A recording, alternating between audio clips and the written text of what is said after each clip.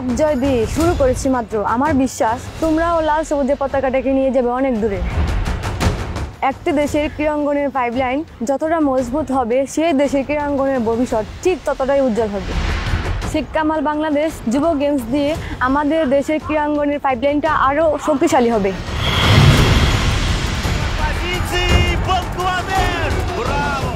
এশিয়ার মঞ্চে ফেরেছি, এবার বিশ্ব মঞ্চের পালা। তোমরাও রেডি করো নিজেকে।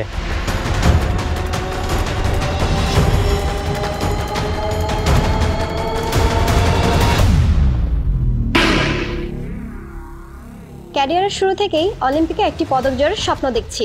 আশা করি সেই স্বপ্ন তোমাদেরকে নিয়েই পূরণ হবে। অলিম্পিকের পদক জয়ের সামর্থ্য কি নেই আমাদের? অবশ্যই আছে। আমার বিশ্বাস তোমরাই পারবে সে অপেক্ষার অবসান ঘটাতে। বাংলাদেশকে দেখিয়ে দাও তোমার প্রতিভা। শেখ কামাল বাংলাদেশ যুব গেমসের সাফল্য কামনা করছি। 26 ফেব্রুয়ারি শুরু হতে যাচ্ছে শেখ কামাল দ্বিতীয় বাংলাদেশ যুব গেমস। চলবে 4 মার্চ পর্যন্ত। 24টি ইভেন্টে বাংলাদেশ খুঁজে পাবে ভবিষ্যৎ অ্যাথলিটদের।